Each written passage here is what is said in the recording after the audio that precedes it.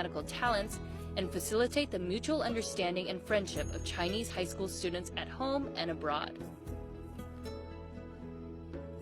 After rounds of fierce competition, winners of the first-year competition received their awards in the ancient ancestral shrine in Beijing in October 2008.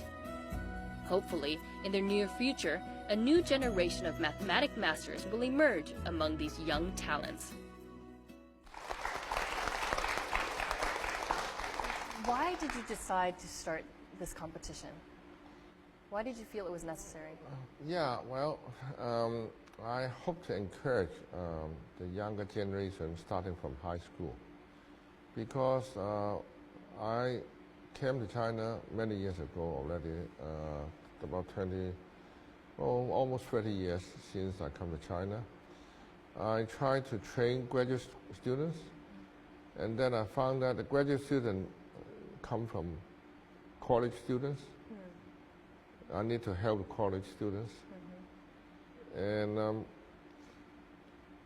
then I found out the college students, the quality has deteriorated somewhat. The only way to help is to encourage the bright high school students to get into college and feel that mathematics is interesting.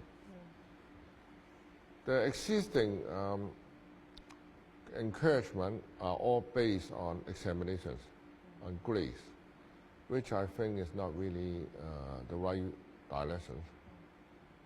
And I have close experience with the American style competition, namely the Westinghouse Intel competition, which I found very interesting, because my two children was involved in such a competition, and they really have changed after the competition. How did they change? Well, at the beginning, they were not really they do not really feel excited about research, and they have no concept of what research means. So once they start to work on it, they gradually build the concept of research. They gradually feel excited about it, because they see that based on thinking, based on hard working, they can make something clearer, and some of them may not even be known to other people, and it's fascinating. And they become a different person in many ways. And I feel this would be good for the Chinese children, who has been under tremendous pressure from parents, from the teacher, to get high grades in the school. And to do well on the examinations. So I feel I would like to import such a concept into China. I've been thinking about it for quite a long time, until the CEO of Taikang is interested to fund such a competition. Actually, at the beginning, I insist to call it Taikang Award. But then I was told by Taikang there are too many competitions of this type. And if it's called the name of Taikang, it will look too commercial. So they insist to change it to my name, which will be attached to mathematics in a stronger way. And you had the first competition last year, right? How is the format of this competition different from, like you said, the Math Olympics or other competitions that might be found? Well, we have no examinations whatsoever in terms of giving a problem and you solve the problem. So the children who compete has to find their own problems, which is one of the first major training, to find your own problem. But most likely the students may not be able to do it completely. We encourage them to work with the teacher. And in fact, we also encourage them to go to talk with professors in universities. And I encourage them to send email, to talk with them and all that. So that's the first step. And the second step is that they are supposed to work together, not just one single person. Teamwork. Teamwork. We observe in many research teams in America, it's difficult for the Chinese to work together. They were not trained in terms of teamwork. I hope this will change the way of doing things. They learn teamwork. And also, we give some Part award to the teacher. This is to encourage the teacher to work together with students in a close manner. Right, and really coach them. Really coach them, and I think the teachers need to be encouraged. So several things put together make the student to change.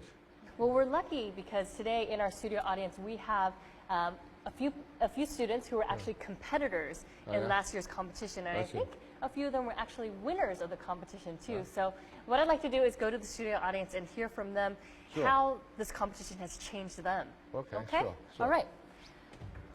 There we go. Okay. I must say, I'm not the winner. I'm just a participator. That's okay. I mean, it's great to even have participated. I think we get from the competition that you just say teamwork, how to get to take teamwork and how to get through the obstacles, and also we can love math more. Yeah. How did you decide to be a participant in this competition? Just because love math, because math is logical, and if you just devote yourself into it, you find it very fascinating. Yeah, and just we can. That's the experience. I think they're valuable experience. So we just participate into it. So you find math very fun. Yeah. Great. All right. And how about you? First of all, she said, let's do teammates with my fascinating two team members. Now, were you team members? Yes. The three of you were yes, members of in the same team. team. Do you remember them? Yeah. Okay. Was it a difficult competition to be a part of? Because the format, we talked about how the format is very different from the examinations that you take, regularly at school. This is very different from others, but I think we just enjoy it when we explore the unknown fields of mathematics. Great. And how about for you? I think I benefit a lot from last year's oral defense and your questions and other great mathematicians' comments. I think math is truly fascinating for me. I think it's not just for tricky questions. I think math is a kind of art. It shows us beauty of ration. Just as Descartes put it, I think, therefore I am. I think that when I devote myself to a very hard math problem, I just find myself into it. I just entered a new world. I can see myself. I can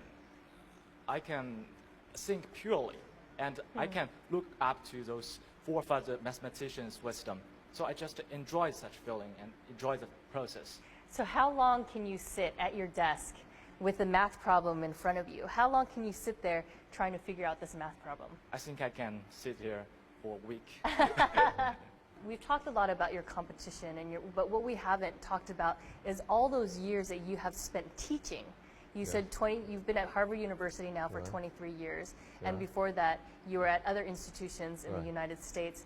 How would you describe your teaching style? Well, it depends. Undergraduate teaching, graduate school teaching, or teaching graduate students.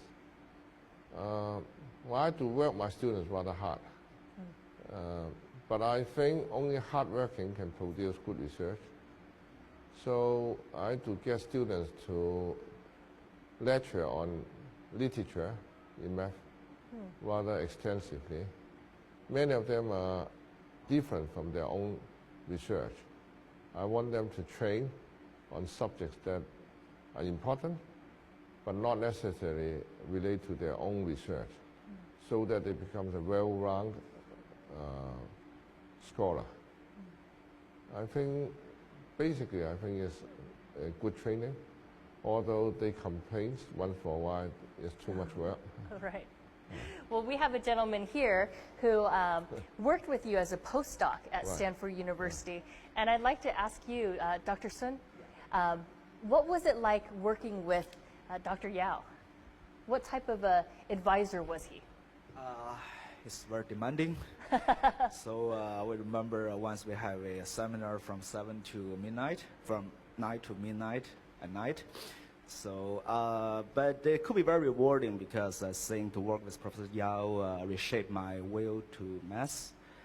And another feeling is that he's very open, to all the areas of math and to all the different opinions about the problem. He's willing to listen as long as it's math and, very open-minded. I know the studio audience is full of people who love math, and so I'd like to open the floor up to them to see what questions they have for you. Would you please give us and also audience in front of TV some advice how to work our subject and how to choose a project? You need to read a lot of reference books, not just books in high school textbooks. There are many popular writings in math, and some of them are related to engineer questions, some of them relate to sociology questions, financial market and all that. And there are a lot of interesting low-level mathematics that are capable to be solved by high school students. I personally received many letters from many high school students once for a while to ask me questions. Usually, professors do not mind if high school students ask a reasonable questions. You don't simply ask something very general. If you ask something very specific. These students also that they learned a lot from that experience, from being a part of your competition. Right. And I'm just curious, what did you learn from that first year of competition? Well, I have a much better knowledge about the Chinese children who are blind. Before that, I based on only smaller sample. I make some conclusion which may not be the most appropriate. I found out our Chinese children are actually brilliant, not necessarily in Beijing area, but also all over the country. Did they surprise you? It didn't surprise me, but on the other hand, it's a pleasant surprise in some way, on the other hand, because the gold award goes to Wenzhou, which is not considered to be the most central place in China. It shows that any children, as long as they are willing to put in work and think about it, it could be trained and could be a really good mathematician. And I'm sure this year we'll see many more people coming up in that way. And these children, I think they could be trained as a great mathematician if they're willing to work hard and they have the right background, right atmosphere, the good teacher willing to put time on them. So I'm very much encouraged. Many people think that the people who are good at math are also good at other subjects. And what do you think of the relationship between math and other subjects? Well, it's not necessarily true. Some mathematicians are rather narrow and focus on some branch of math and work very hard on it and did very good work. But many good mathematicians does work on many different subjects. The reason is the source of inspiration sometimes come from engineer type questions, sociology, like what we just discussed, traffic problem. So if you don't know the cars running on the street, you do not know that problem.